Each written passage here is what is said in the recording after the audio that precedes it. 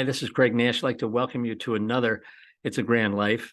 And we want to talk about the process today that we grandparents go through when we're contemplating becoming guardians for our granddaughter or grandsons, and also the some of the pieces that we should put in place to make sure that the transition is smooth and that the outcome is what we're looking for. And although this is new territory for all of us, there's not a person listening to this broadcast that anticipated that you were going to have a grand family. I'm absolutely sure of it. And when your kids were younger, you never envisioned that there was going to be a situation that occurred, and each situation tends to be a little different, where you might be the one who's raising your granddaughter or your grandson. But here we are, and we are going to embrace it. As Pastor Rick Warren says, we are not going to waste our pain. And we are here at It's a Grand Life to be a source of encouragement to you, to provide resources, and to absolutely and unequivocally try to provide a support network for you, even through our Facebook page.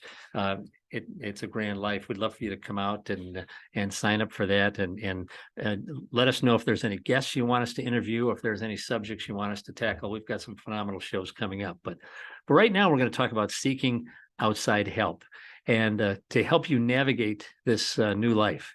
This is a new territory, as I mentioned, for everyone. And, post-COVID, we're in a new America. I'm my background is in healthcare. And, in the past couple of years since COVID, there has been a 46% increase in the need for behavioral health services in our country, which 46% is absolutely amazing. And even before that, I remember reading in the Wall Street Journal that there was a loneliness epidemic in our country pre-COVID. So you take the loneliness, you add the depression, you add all the other things going on with this behavioral health explosion, and all of us either need behavioral health support or we know of someone who needs behavioral health support. I want to encourage you, my dear friends, Grandma, Grandpa, Yaya, and Papa, want to encourage you that maybe you need to talk to someone that can be your advocate during this process. And I virtually guarantee you that your granddaughter or your grandson needs to talk to someone during this process. You're awesome. Your heart's in the right spot. I know. But it's nice to have a third party where your beloved little granddaughter and grandson can have someone to chat with. When your family is starting to implode, like ours has been through, we started to pray, and it was highly recommended. And I don't want you to think that when someone recommended that we go forward with the guardianship, or that we look at getting a psychologist for us to talk to, we didn't run to that. We were very reluctant to do that. And we just thought we could just pray about this and things would just happen the way they're supposed to happen. Well, they did. And we eventually we realized, this is too much for us. The fact that every phone call from our daughter brings a new storm cloud into the room where my wife and I are, and dealing with the details of someone living on the street in inner city Detroit with behavioral health and substance abuse issues, not knowing if she left her contacts at the last residence where she was crashing, or if she's been beaten up, or if her brand new glasses, when our daughter went out on her own into the inner city, she only had one set of daily contacts.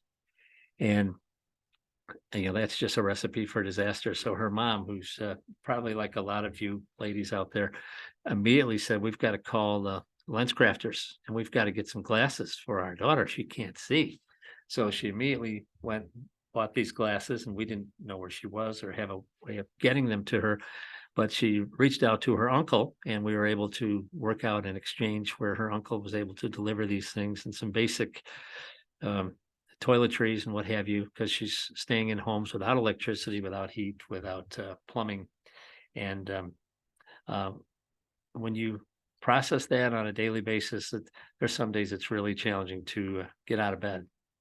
And And I know if you're going through this, you're right here with me, because this is something you wouldn't wish on anybody.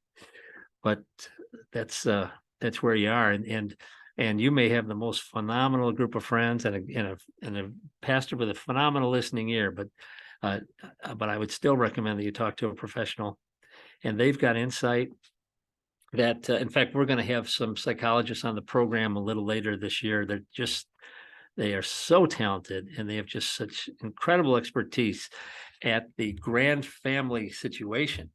And that, in fact, I had breakfast with one of my psychologist friends today, were describing this situation. He says, the grand family scenario is a lot like an adoption situation. When you adopt someone, you're not, these children have not been in your home from birth. So there's been some situations that the children have had to address that may not have been ideal.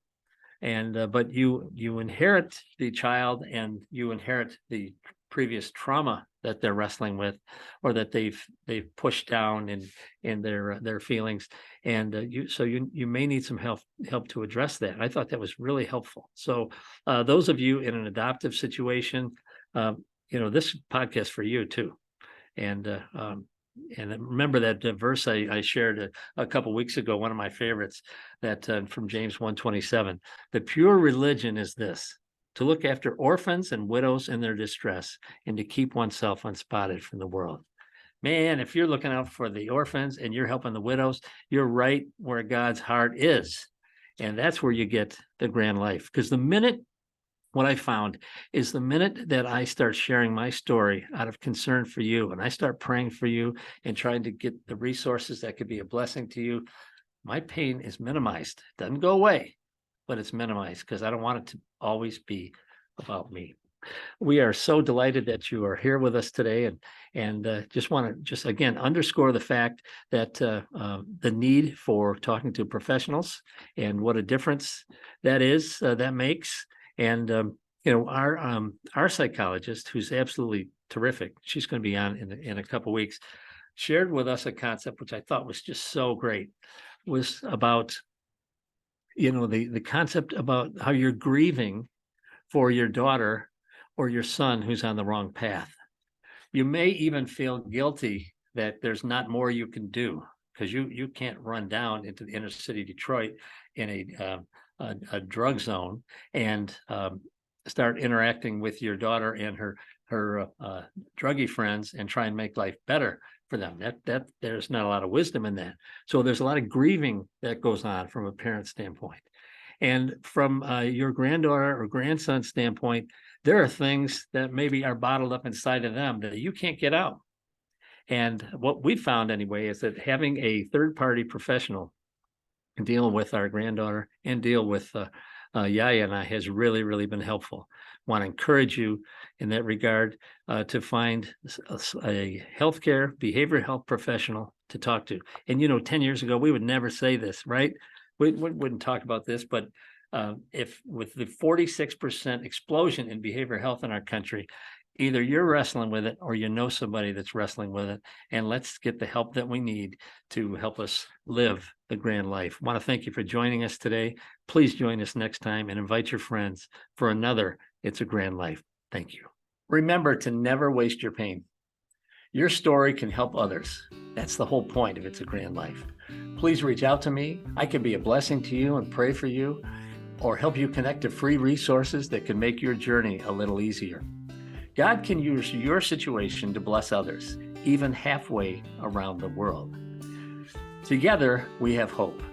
And as my own grandma used to say, and she was always quoting biblical promises to me, but this one from Isaiah 26:3, He will keep him or her in perfect peace, whose mind is fixed on Him, because he trusts in Him. Please make sure to subscribe on YouTube or wherever you get your podcasts so you don't miss an episode. I look forward to talking to you again real soon, but remember, with God's help, it's a grand life.